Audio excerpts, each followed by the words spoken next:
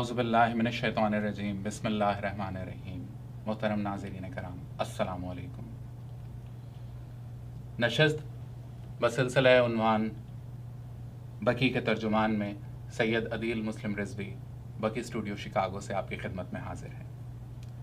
जैसा कि आप जानते हैं कि बकी टीवी की इन नशस्तों में हम मुख्तलिफ़ शोबा ज़िंदगी से मुख्तलिफ़ शख्सियात को मदऊ करते हैं और महवर गुफ्तगू मकसद गुफ्तगू उस अजीम जुल्म से मुताल्लिक़ होता है कि जब लगभग एक सदी कबल आले सऊद ने अहले बैत कराम, अकाबरीन सहाबा कराम और मुअज़्ज़िज़ीन कुरैश की कबूर उनकी आखिरी आरामगाह को मिस्मार कर दिया। आज मैं बकी टीवी की जानिब से शुक्रगुज़ार हूँ कि हमारे आज के मेहमान मशहूर स्कॉलर ज़ाकिर अहले बैत सैयद इशरत अब्बास साहब ने अपने कीमती वक्त से हमें अपनी मसरूफ़ियात से हमें कुछ वक्त इनायत किया।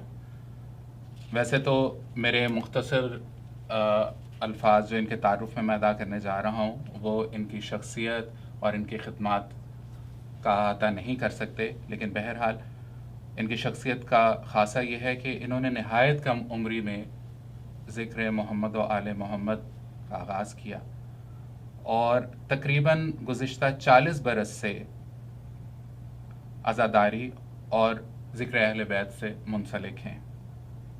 दुनियावी तालीम के एतबार से आला तालीम याफ्ता और बिज़नेस एडमिनिस्ट्रेशन का वसी तजर्बा रखते हैं। तो आइए हम आज की इस नशस्त का बाकायदा आगाज़ करते हैं और गुफ्तगू को शुरू करते हैं। अस्सलामु अलैकुम जनाब। वालेकुम अस्सलाम। बहुत बहुत शुक्रिया दोबारा बकी टीवी की जानिब से, टीम की जानिब से मैं आपका ममनून व मुतशक्किर हूँ कि आप यहाँ पे तशरीफ़ लाए। ये मेरे लिए भी एक सादत है कि अपने जवानी के अवाइल में मुझे ये मौका मिला कि मैंने आपके मजालिस और आपके मुख्तलिफ़ सेशंस को सुना भी, बहुत कुछ सीखा भी, और ये खुशबख्ती है मेरी कि तकरीबन कोई 15-20 बरस के बाद आज मैं बहैसियत मेज़बान आपके सामने मौजूद हूँ। तो बहरहाल आज के इस सिलसिले का आगाज़ करते हुए मैं सबसे पहले उस बुनियादी सवाल से ही इस सेशन का आगाज़ करना चाहूँगा कि आप क्या समझते हैं कि आले सऊद की जानिब से इन्हदाम जन्नतुल बकी के इस कबीह फ़ेल के मकासद क्या थे? वो क्या पस मंज़र, वो क्या सोच थी कि क्या ये अमल बवजह बुग़्ज़ मोहम्मद व आले मोहम्मद अलैहिस्सलाम सर अंजाम दिया गया, या इसका मकसद अपने उस इक़्तिदार को तूल देना था जो खालिसतन आगाज़ से ही जुल्म और जबर पर की बुनियाद पे जो है वो कायम किया गया? वालेकुम सलाम आदिल भाई, बहुत शुक्रिया आपका मुझे अपने प्रोग्राम में दावत देने का और मुझे इस काबिल समझने का कि मैं इसमें कुछ देर आपसे बात कर सकूं। ये अजीम मकसद, और मैं पहली बात तो ये कहूँगा कि यहाँ आके मुझे बहुत खुशी हो रही है, क्योंकि जिस तरह आपने ये बाकी ऑर्गेनाइजेशन के लिए एक तहरीक के तौर पर इसको शुरू किया है, एक सिर्फ टीवी चैनल के तौर पे नहीं मैं इसे देख रहा हूँ, बल्कि एक सिर्फ तहरीक के तौर पे देख रहा हूँ। माशाअल्लाह, बेशक। मौला आपको इस तहरीक में कामयाब व कामरान करे। और जैसे कि तमाम उम्मत मुस्लिमा और खुसूसन आले मोहम्मद की मोहब्बत रखने वाले, चाहे वो सुन्नी हैं या शिया हैं, और असहाब कराम से मोहब्बत करने वाले तमाम सुन्नी शिया हज़रात ही चाहते हैं कि जो रोज़ा है मुक़द्दसा हैं और कबूर हैं उनको दोबारा तामीर किया जाए और जन्नतुल बकी को उसी फॉर्म में लाया जाए जिसमें वो जनाब रसूल खुदा के ज़माने में थी, जिसमें वो खुलफाए राशिदीन के ज़माने में थी, जिसमें वो उसके बाद के खुलफा के ज़माने में थी। ये तो ऐसा अमल किया गया है जो उस ज़माने से पूरे ज़माने से इख्तलाफ रखता है। अब यहाँ तक आपका सवाल है कि क्या ये सिर्फ़ और सिर्फ आले मोहम्मद की दुश्मनी में हुआ है, या ये जुल्म व बर्बरियत के ज़रिए से हुकूमत के क़याम में इस तमाम सिलसिले को तूल देने और ताकत देने के लिए और अपनी ताकत की धाक बिठाने के लिए है? तो इसमें सबसे पहली चीज़ समझने की ये है कि जिन्होंने ये किया है उन्होंने हुकूमत तो इस्लाम के नाम पे कायम की, वो अपनी हुकूमत को हुकूमत इस्लामी कहते हैं, लेकिन जो इस्लाम लाने वाला नबी है اور پھر جو ان کے عقیدے کے مطابق جو اس کے نائبین ہیں یعنی خلفائے راشدین ہیں، ان تمام کے زمانے میں یہ بقی وسیع ہوتا چلا گیا، اس کو مزید وسعت دی گئی. ایون بنو امیہ کے زمانے میں اسے وسعت دی گئی. ایک شخصیت اٹھی جو پیدا ہی 651 ہجری میں ہوئی، ابن تیمیہ. اس کے کہنے پر اس نے ایک نیا عقیدہ ایجاد کیا. میں کہوں گا وہ ان کا امام نہیں ہے، وہ شاید انہوں نے اپنا پیغمبر بنا رکھا ہے. یہ کیا ہے کہ وہ ایک نئے دین کی بات کرتا ہے جس کے اندر وہ کہتا ہے کہ قبر ہو ہی نہیں سکتی. اور عجیب بات یہ ہے کہ خود اس کی اپنی قبر شام میں موجود ہے، جس کے فتوے پر انہوں نے فتاوی دیے اور انہوں کے علماء نے فتاوی دی اور تمام قبور کو مسمار کر دیا. قبور کو مسمار کرنا اصل میں اس بات کی نشاندہی کرتا ہے کہ یہ بتانا چاہتے ہیں کہ جو گزشتگان ہیں ہم ان میں سے کسی کی طاقت کو مانتے ہیں، نہ علمیت کو مانتے ہیں، نہ حیثیت کو مانتے ہیں، بلکہ اب جو کچھ ہے وہ ہم ہی ہیں. بس ہمارا ہی فتویٰ بھی ہے، ہمارا ہی دین بھی ہے، اور ہماری بادشاہت جو ہے اسی کا نام اسلام رکھ دیا جائے. تو یہ بیسیکلی اسلام کو توڑ موڑ کر ایک نئی ملوکیت کی اور ایک نئی ظلم و بربریت کی، مطلق العنانیت کی ایک شکل دی گئی ہے، ڈکٹیٹرشپ کی، اور اس میں اس کا نام اسلام رکھنے کی کوشش کی جا رہی ہے. وجہ فرمایا بے شک، بالکل اسی انداز میں. بہت خوب، آپ نے بہت مختصر مگر جامع انداز میں اس سوال کا جواب دیا. اسی سلسلے کو آگے بڑھاتے ہوئے میرا اگلا سوال، اور یہ بہت اہمیت کا حامل ہے سوال، میں اس لیے اس کی اہمیت کے حوالے سے بات کرتا ہوں کہ ہمارے لیے بھی اور جو ناظرین آج یہاں پہ موجود ہمیں دیکھ رہے ہیں ان کے لیے بھی سیکھنے سمجھنے کے لیے بہت اہم نکات ہیں جو کہ آپ کے اس گفتگو سے اخذ کیے جا سکتے ہیں. جنت البقیع اور خاص طور پہ شہزادی مخدومہ کونین سلام اللہ علیہ اور معصومین کے روزے کی تعمیر کے حوالے سے آپ کیا سمجھتے ہیں کہ ہماری مذہبی اور سیاسی ذمہ داریاں کیا ہونی چاہیے؟ دیکھیے، سب سے پہلا تو مسئلہ یہ ہے کہ ہمارا اختیار وہاں پر کیا ہے. ہمیں یقیناً اگر ہم اپنی مذہبی ذمہ داری کہیں تو ہمیں روضہ مقدسہ کی پہلے حفاظت، پھر اس کی تعمیر اور پھر اس کی تزئین پر پوری توجہ دینی چاہیے. وہ موجود رہیں تاکہ ان کی صورت میں، ان کی نشانی کے طور پر ہم ان ذوات مقدسہ کو یاد کرتے رہیں. اور جب انہیں یاد کریں گے تو ان کی تعلیمات کو یاد کریں گے، اور جب ان کی تعلیمات کو یاد کریں گے تو دین کی تجدید ہمارے دلوں میں ہوتی چلی جائے گی.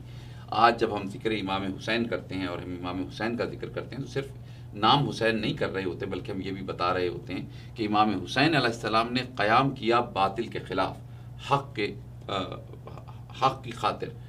امام حسین علیہ السلام نے دنیا سے حق کو منوایا. امام حسین علیہ السلام نے بتایا کہ طاقت کو مان لینے کا نام دین نہیں ہے، بلکہ دین بذات خود ایک طاقت ہے. یہ تمام باتیں ذکر حسین اور امام حسین کے حوالے سے. اسی طرح یہ جتنی شخصیات ہیں انہوں نے اپنے اپنے دور میں ایسے عظیم کارنامے انجام دیے ہیں کہ کچھ چیزیں جنہیں دیکھ کر جب ہمیں یہ یاد آ جائیں تو ہمیں ان کے کارنامے بھی یاد آ جاتے ہیں، ہمیں ان کی ذات مقدسہ کے جو مقدس ان کے پیغامات ہیں وہ بھی ہم تک، ہمارے ذہنوں تک پہنچ جاتے ہیں. تو مذہبی لحاظ سے تو ہمارے ہاں یہ بھی بہت اہم بات ہے کہ ان قبور پر جایا جائے اور وہاں جا کر دعا مانگی جائے اور انہیں وسیلہ قرار دیا جائے اور وہاں جا کر اپنی عبادتوں کو، ثواب کو بڑھایا جائے.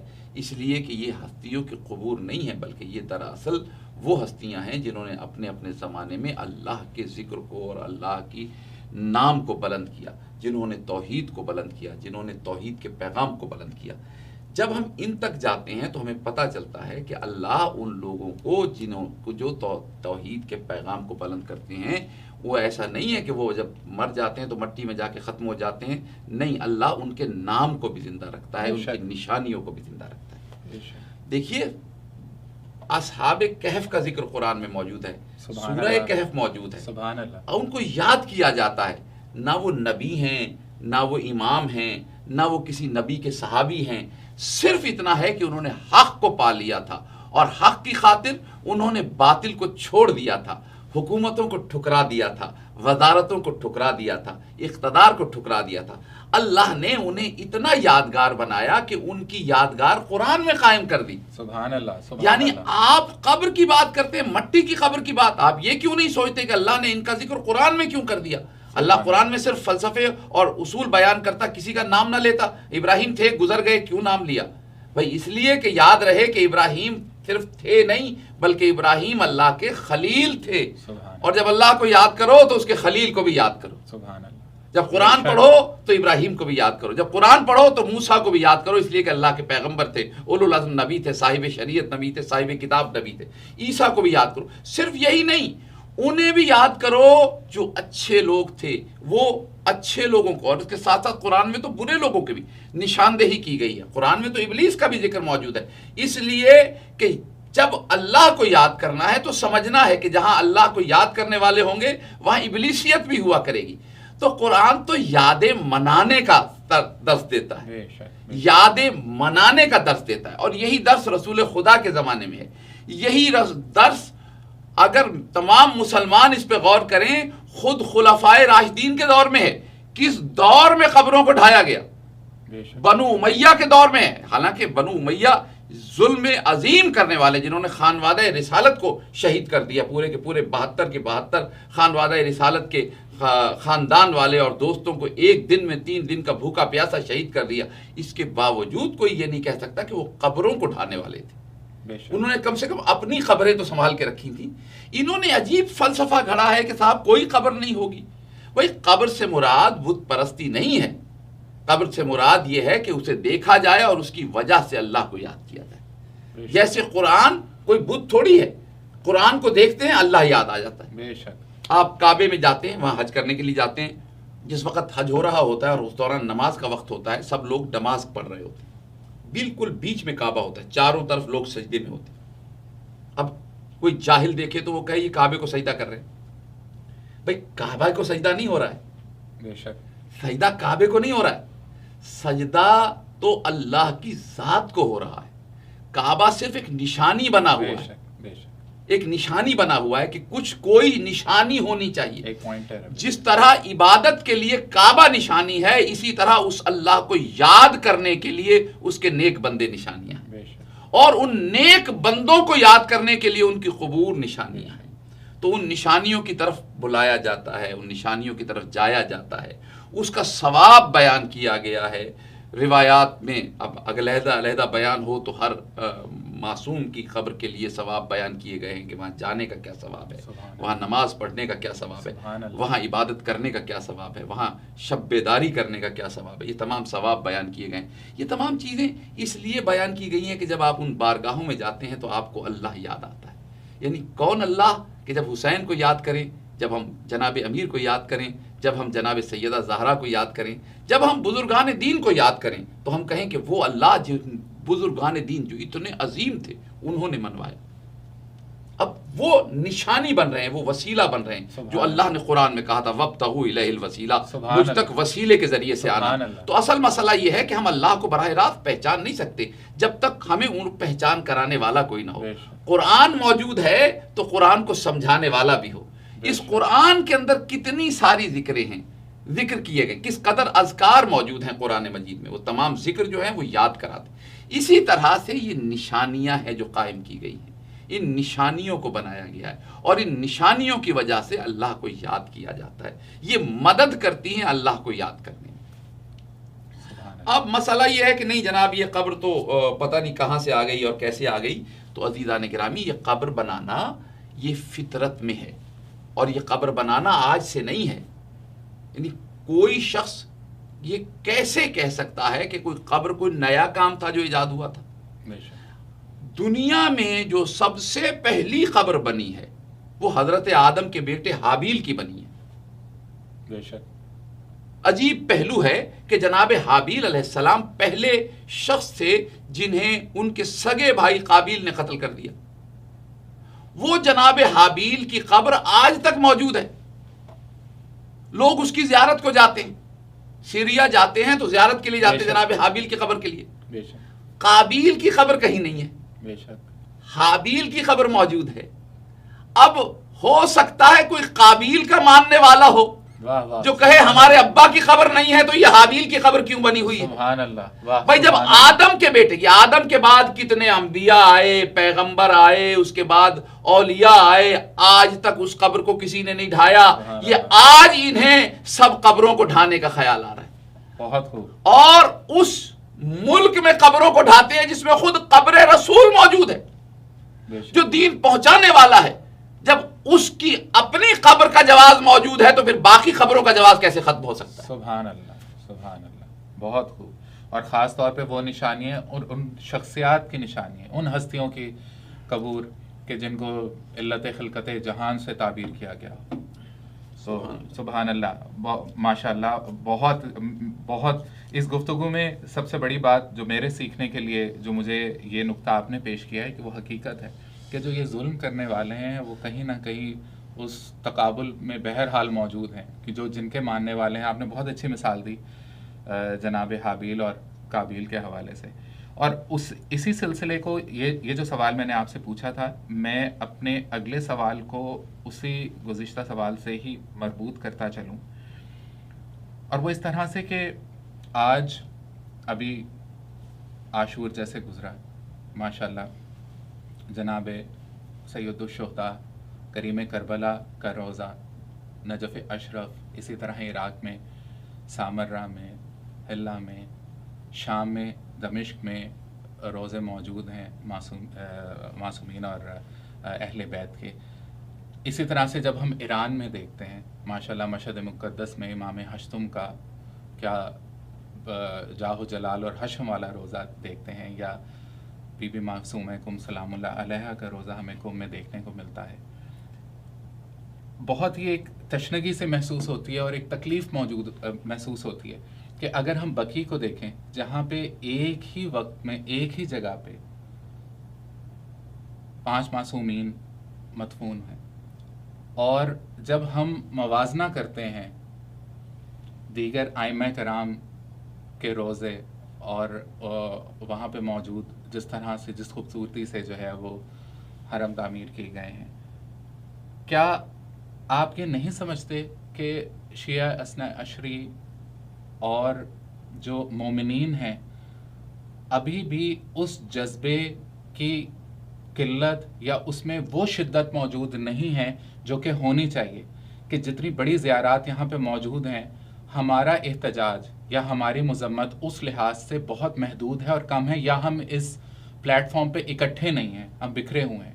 آپ کیا سمجھتے ہیں کہ اب تقریباً کچھ برسوں کے اندر ہی سے پورا ایک صدی گزر جائے گی، اور بقی آرگنائزیشن بقی ٹی وی کا بھی یہی مقصد ہے کہ اس شعور کو اور اجاگر کیا جائے کہ ہم دن بہ دن تیاری کریں کہ جب ہم ایک صدی پورے ہونے کے اوپر پوری دنیا کے اندر احتجاج کا سلسلہ بلند کریں جو یہ ظلم ڈھایا گیا ہے. آپ کیا سمجھتے ہیں کہ کیا ہماری اپنی ہی صفوں کے اندر اس حوالے سے کس حد تک اتحاد موجود ہے، اور ہمیں کن خطوط پہ کام کرنا چاہیے کہ اس مذمت میں ہم ہمارا جذبہ اور شدت اختیار کریں؟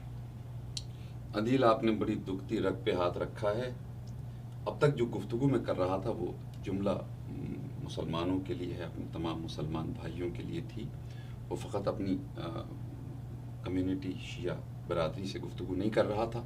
لیکن اب آپ نے مجھے یہ جملہ کہہ کے مجبور کیا ہے کہ میں مخصوص اپنی کمیونٹی سے مخاطب ہوں کہ ہماری کمیونٹی میں اس چیز کی ضرورت ہے. میں خاص طور پر وہ شیعہ جو اپنے کو عزادار کہتے ہیں اور وہ شیعہ جو اپنے معصومین کی ذکر سے اپنے دلوں کو سکون دیتے ہیں اور ان کے مصائب سے اپنے دلوں کے اندر غم محسوس کرتے ہیں اور ان کا ماتم کرتے ہیں، ان کی عذاب وفا کرتے ہیں، ان لوگوں پر میں یہ سمجھتا ہوں یہ کسی حد تک ایک بڑا ضروری امر ہے. لفظوں کا میں محتاط ہونا چاہتا ہوں، میں اس پہ کوئی لفظ واجب نہیں استعمال کر سکتا، لیکن نہایت ضروری امر ہے کہ آپ نے گھر میں تابوت سجا لیا امام جعفر صادق علیہ السلام کا اور لے کے باہر نکل آئے اور ماتم کرنا شروع کر دیا، اور آپ نے امام زین العابدین علیہ السلام کا تابوت اٹھا لیا اور جلوس نکال لیا. یہ اپنی جگہ ٹھیک ہے، ضرور کیجئے، یہ تو کرنا ہی ہے ہمیں. لیکن جب آپ یہ کر رہے ہوں اس وقت اس کے ساتھ ساتھ آپ یہ اس بات کا اعادہ بھی کریں اور اعلان بھی کریں اور بار بار لوگوں کو بتائیں اور اپنے آپ کو یقین دلائیں کہ یہ ہمارا تابوت اٹھانا کافی نہیں ہے، اس لیے کہ ہم امام کے تابوت کی شبیہ اٹھائے ہوئے ہیں، جو اس کی اصل قبر ہے وہ مسمار ہوئی ہوئی ہے۔ بے شک تو یہ بقی جو ہے اسے محض کوئی 8 شوال کی تحریک نہیں کہنا ہم نے، بے شک یہ ایک دن کی تحریک نہیں ہے، بے شک یہ ایک معصوم سے منسوب تحریک نہیں ہے، یہ جتنے معصومین کا ذکر ہو جن کے روضہ ہائے مقدسہ موجود ہیں ان کی حفاظت کے لیے دعا کی جائے، ان کے لیے دعا کی جائے کہ مولا انہیں اپنے حفظ و امان میں رکھے، پروردگار اللہ وحدہ لا شریک اپنی رحمتیں اسی طرح برساتا رہے ان پر۔ اور جو روضہ ہائے معصومین اس وقت قبریں ڈھائی جا چکی ہیں، بقی جنت البقی میں ہیں، یا جو بزرگان جن کی قبریں جنت المعلی میں ہیں، ان کو جب یاد کیا جائے تو یاد میں صرف ان کے اس وقت کے مصائب اور آلام کا ذکر نہ ہو جو ان کی زندگی میں پیش آئے، بلکہ یہ بھی ذکر ہو جو اس کے بعد پیش آئے۔ دیکھیے کوئی شخص اس وقت تک امام حسن علیہ السلام کی شہادت کو مکمل نہیں سمجھتا جب تک، دیکھیے شہید تو اس وقت ہو گئے تھے جب زہر جفا ملا تھا، شہید ہو چکے، جب زہر مل گیا شہید ہو گئے، غسل و کفن دے دیا گیا اس کا مطلب شہید ہو چکے ہیں، جنازہ اٹھایا گیا اس کا مطلب شہید ہو چکے ہیں۔ لیکن ہم اپنی گفتگو مکمل نہیں کرتے جب تک ہم اس ظلم کا اعلان نہ کر دیں جو بعد از شہادت ان پہ ہوئے، یعنی ان کے اوپر تیر برسائے گئے۔ جب تک ہم وہ ظلم بیان نہ کریں ہمارے ہاں کبھی بھی امام حسن کی شہادت کو مکمل نہیں سمجھا جاتا۔ میں سمجھتا ہوں اب بات آگے بڑھ گئی ہے، یہ 100 سال پرانی بات ہونی چاہیے تھی۔ آج جب امام حسن کا ذکر ہو، آج جب جناب سیدہ کا، امام زین العابدین علیہ السلام کا، امام محمد باقر علیہ السلام کا، امام جعفر صادق علیہ السلام کا، یا جو اور بزرگان وہاں پر جہاں جب ان کے ذکر ہو تو وہ ذکر ختم نہ ہو مصائب کا جب تک کہ ان کی قبور کو ڈھانے کا ذکر نہ کریں۔ سبحان اللہ، کیونکہ یہ ریسنٹ ظلم ہے جو ان پہ کیا گیا ہے، اور اس سے ریسنٹ یہ ہے کہ جو ان قبور پہ جاتا ہے اس پہ تازیانے مارے جاتے ہیں، درے مارے جاتے ہیں، اس کو لاٹھیوں سے مار کے بھگا دیا جاتا ہے، وہاں کھڑا نہیں ہونے دیا جاتا، وہاں پر دعا نہیں کرنے دی جاتی۔ وہ تمام ظلم، اس کا یہ ایک ظلم کو بیان کر کے اس کے بعد والے ظلم کو روک دینا یا اس کو نہ بیان کرنا، ظلم کو ادھورا بیان کرنا ہے۔ تو معصومین کا اب جب ذکر ہو، میں یہ سمجھتا ہوں کہ ہماری قوم پر یہ ضروری ہے کہ جب ہمارے ذاکرین واعظین جب ان معصومین کا ذکر کریں اور ان معصومین کے مصائب و آلام کا ذکر کریں تو صرف یہی نہ کہیں کہ وہ شہید ہو گئے، بلکہ یہ بھی کہیں کہ بعد از شہادت 1925 میں یا 1928 میں یہ ظلم ہوا، مجھے اس وقت سن یاد نہیں آ رہا ہے ایگزیکٹلی، لیکن یہ ظلم ہوا آج سے تقریباً 100 سال پہلے کہ وہ قبور جو ان کی نشانیاں تھیں ان پر بلڈوزر چلائے گئے، وہ قبور جنہیں دیکھ کر انہیں یاد کیا جاتا تھا، یعنی اگر ذات سامنے نہیں تھی تو اس کی نشانی کو توڑا گیا، جب ذات نظر نہ آئے تو نشانیوں کو توڑا جاتا ہے۔ یہ نشانی کسی اور چیز کی نہیں ہے، دل کے بغض کی ہے۔ جب اندر بغض ہوتا ہے، نفرت ہوتی ہے، تو اس کا اظہار اگر وہ نظر نہ آئے جس سے نفرت ہے تو جو اس کی نشانی ہو اس پہ نکالا جائے۔ بے شک بے شک۔ انشاءاللہ میں اپنے اگلے سوال کی طرف چلوں گا۔ آپ کیا سمجھتے ہیں، یہ سوال آپ کی اسی گفتگو میں خاص طور پہ جب آپ نے کہا کہ اسلام کے نام پر رکھے جانے والی ظلم کی حکومت، جس کو بظاہر اسلام کا لباس اور اس کے لبادے میں جو ہے وہ لپیٹ کے پیش کیا گیا ہے، آپ کیا سمجھتے ہیں کہ انال سعود جو یہ ظالمین ہیں، کیا ان کو بھی فرعون، نمرود، شداد یا یزید جیسے کرداروں کے طور پہ تاریخ میں یاد نہیں رکھا جائے گا؟ مجھے یقین ہے یہ ظالمین کا گروپ ہے اور انہوں نے ظلم صرف ایک حد تک نہیں کیا ہے، ان کے مظالم بہت وسیع ہیں۔ ان کی یہ تو مظالم کا ایک ٹائٹل ہے کہ انہوں نے قبور معصومین کو مسمار کیا بلڈوزر چلا کر۔ یہی نہیں ہے، اگر آپ مظالم دیکھیں جب تاریخ میں نکلیں گے تو بہت سے نکلیں گے۔ جب کعبے کے اندر مسئلہ ہوا تھا، لوگوں کے کچھ لوگ زندہ تھے کچھ مردہ تھے، انہوں نے جس طرح ان کی لاشوں کو اٹھایا ہے، جس طرح سے اسے اکٹھا کیا گیا ہے، اس کے بعد جس طرح اور وہاں پر جس شخص نے ذرا سی آواز بلند کی حق کی، اس کی آواز کو دبانے کے لیے جس طرح ان پر ظلم کیا جاتا ہے، یہ تمام باتیں جو کچھ آج ہمیں نظر آ رہا ہے وہ بہت فلٹرڈ ہے۔ جو حقیقت ہے وہ تو تاریخ ہی بتائے گی کہ کیا کچھ وہاں پر ظلم ہوئے ہیں، وہ تاریخ بتائے گی کہ کس طرح سے انہوں نے حق کو دبایا ہے اور اپنی ظلم کو اور بربریت کو چھپایا ہے۔ یہ ایک دو معاملات نہیں ہیں۔ ابھی وہ جو ایک رپورٹر تھا جمال خاشقجی، اس کا واقعہ ہے، جرنلسٹ کا واقعہ ہے، اور سینکڑوں ہمارے جو علماء کرام کو جیسے شہید کیا گیا ہے۔ یہ تمام تاریخیں جب لکھی جائیں گی تو کچھ بعید نہیں کہ بنو امیہ کی بربریت جو ہے وہ ان سے شرما جائے، کچھ بعید نہیں۔ تو یہ تو وقت بتائے گا، اور تاریخ ہی ان تمام فلٹرز کو جب یہ ہٹیں گے اور جو حقیقتیں ہیں وہ سامنے آئیں گی۔ لیکن جو بربریت ہو رہی ہے، جو ظلم ہو رہا ہے، اور اسلام کے نام پر کیا جا رہا ہے، اپنے کو مسلمان بھی کہا جاتا ہے، اور صرف مسلمان نہیں کہا جاتا، یہ کہا جاتا ہے کہ ہم پوری دنیا میں اسلام کے نمائندے ہیں، اور وہاں پر یہ حال ہے کہ اگر وہاں پر انہی کا، یہ نہیں میں کہہ رہا ہوں کہ کسی اور مذہب کا، یہ نہیں کہہ رہا ہوں کسی اور نظریے کا، انہی کا ماننے والا، انہی کا اپوائنٹڈ پیش نماز اگر خطبے میں کوئی جملہ حکومت کی مرضی کے خلاف کہہ دیتا ہے تو درے مار کر، ہتھکڑیاں لگا کر پولیس والے اسے وہاں ممبر سے اتار کے لے جاتے ہیں۔ یہ تو ظلم ہے اظہار رائے اور اظہار خیال میں جو وہاں ہو رہا ہے۔ ابھی پھر ونس اگین جو کچھ وہاں سے آ رہا ہے، وہاں کا میڈیا آزاد نہیں ہے، وہاں سے جو کچھ ہم تک پہنچتا ہے وہ فلٹرڈ ہوتا ہے، بہت تھوڑا سا پہنچتا ہے، اور مینیپولیٹڈ تو خیر اپنی جگہ ایک اس کو وہ بھی اپنی جگہ ٹھیک ہے، لیکن سب سے بڑی بات یہ کہ سب چیزیں ہم تک پہنچتی نہیں ہیں۔ اس جو نہ پہنچنے والی چیزیں ہیں ان چیزوں کو ابھی ہم کچھ کہہ نہیں سکتے، لیکن نظر ایسا ہی آتا ہے کہ جب یہ سب چیزیں کھلیں گی تو اس وقت پتہ چلے گا کہ فرعون تو اتنا بڑا ظالم نہیں تھا جتنا انہوں نے ظلم کیے۔ وہ تو اپنی قوم پہ بڑا رحم بھی کرنے والا تھا، شاید اس نے تو اپنی قوم کو کم از کم خوشحال بھی بہت رکھا ہوا تھا۔ انہوں نے تو خود اپنی قوم کو بھی خوشحال نہیں، صرف اپنے خاندان ہی کو خوشحال رکھا ہوا ہے۔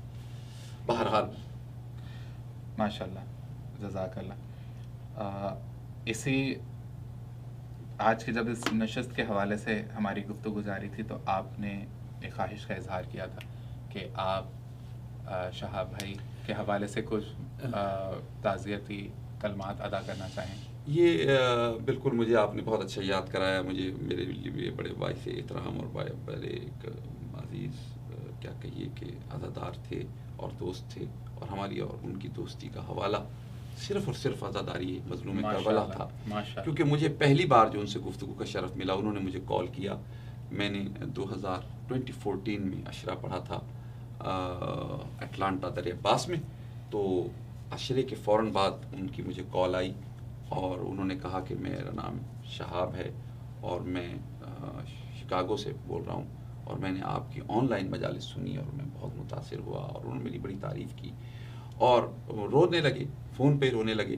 ان رقت اس قدر کرتے تھے کہ نام حسین لیتے بعد میں تھے، روتے پہلے تھے، ہر لمحے رقت ان کی اوپر رہتی تھی، اور امام حسین علیہ السلام کے ایسے عاشق تھے کہ جس کو ہم ایک لفظ استعمال کرتے ہیں فنا فی الحسین تھے۔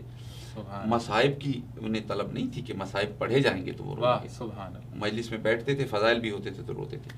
انہوں نے مجھے پہلی مرتبہ یہ شکاگو کی اس تحریک سے متعارف کروایا تھا، اور انہوں نے مجھ سے خواہش ظاہر کی کہ میں کچھ تھوڑا سا ریکارڈ کر کے انہیں بھیجوں۔ تو انہوں نے پہلے مجھے کہا کہ جی آپ بس 5 منٹ کا ریکارڈ کر دیں۔ میں نے 5 منٹ کا ریکارڈ، پھر ان کا نہیں 5 سے کچھ زیادہ کا کر کے دیں۔ پھر میں نے اسے دوبارہ ریکارڈنگ، اگرچہ مجھے اس کا عادت نہیں ہے اس طرح اکیلے میں بیٹھ کے ریکارڈ کروانے کی، لیکن بہرحال ان کی خواہش کا احترام تھا، میں نے وہ کیا، بھیجا، اور انہوں نے وہ بعد میں شاید آپ کے ٹی وی سے چینل سے یہاں سے وہ نشر بھی ہوا۔ میں جب بھی شکاگو آؤں گا ساری زندگی مجھے وہ نہیں ملیں گے، لیکن مجھے وہ یاد ضرور آئیں گے، سبحان اللہ، کیونکہ ان کی شخصیت ایسی ہے۔ اور پھر بقی کا جب بھی حوالہ آتا ہے تو وہ تھے جنہوں نے مجھ سے تعارف کروایا آپ کی اس تحریک کا، اور اس سارے چینل کا تو ذکر شاید نہیں آیا تھا، لیکن بقی کی تحریک کا ذکر تھا، اور وہ کرنے والے شہاب بھائی تھے۔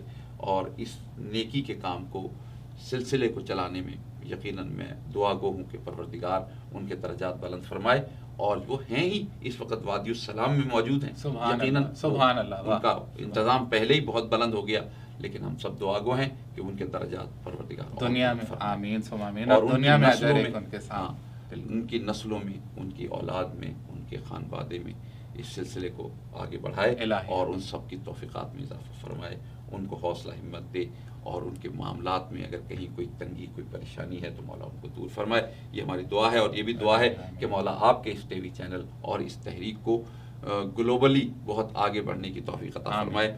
اور ایک بڑی اہم بات جو میں کہنا چاہوں گا دعا کے انداز میں کہ مولا آپ کو یہ توفیق عطا فرمائے کہ آپ صحیح معنوں میں اپنی لیڈرشپ کو اپنی قوم سے منوا سکیں اور ہم جو انفرادی طور پر ایک ہی کاز کے لیے یعنی کاز پر کسی کو اختلاف نہیں لیکن ہم اپنے اپنے انفرادی گھوڑے دوڑا رہے ہیں. یہ جو گھوڑے الگ الگ دوڑ رہے ہیں یہ اگر 10 ہوں یا 20 ہوں تو ان کی الگ الگ پاور انڈیویجول پاور رہے گی. یہ کبھی اکٹھی نہیں ہوگی. یعنی مثال ہے یہ صرف مثال کے لیے کہہ رہا ہوں کہ اگر 10 گھوڑے دوڑ رہے ہیں تو وہ 10 ہارس پاور نہیں ہے.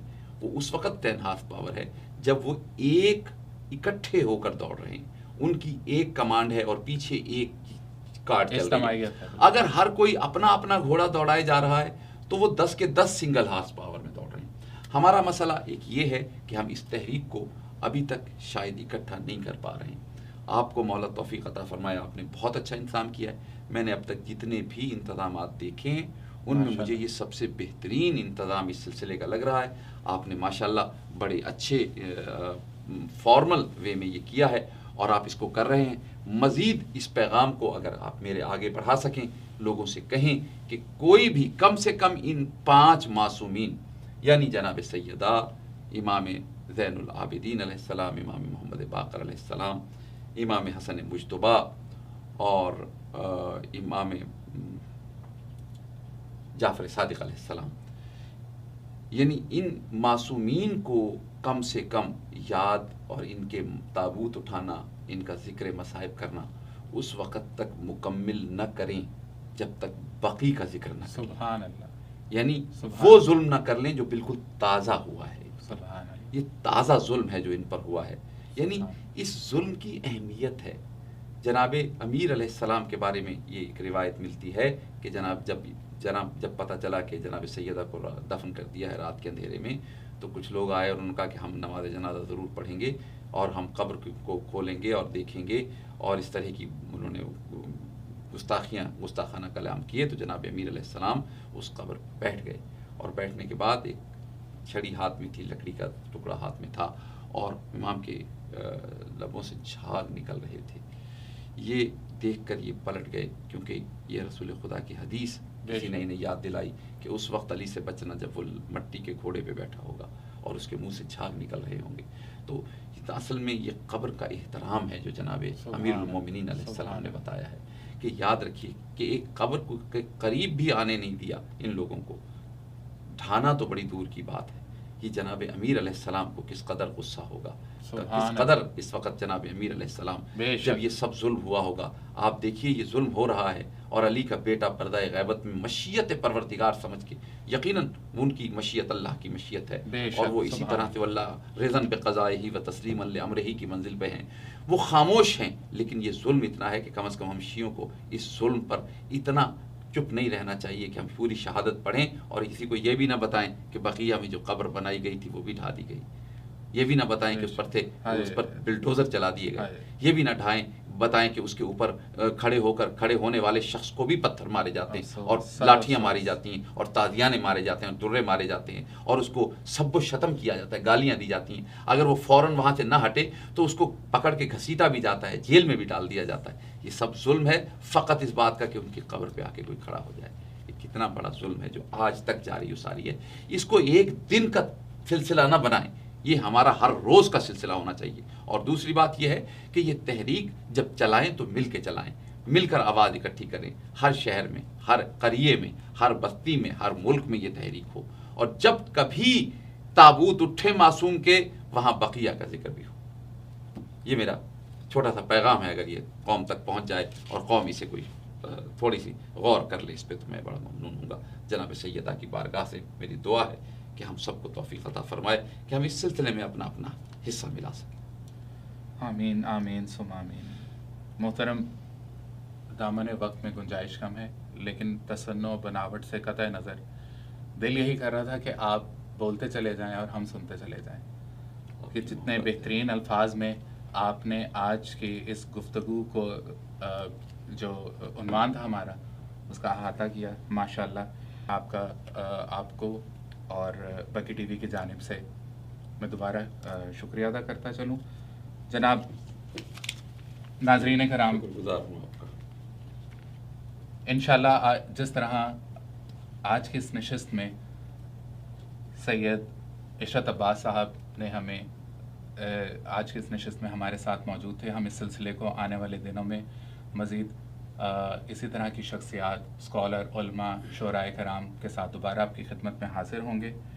جب تک کے لیے سید عدیل مسلم رضوی کی جانب سے اللہ حافظ.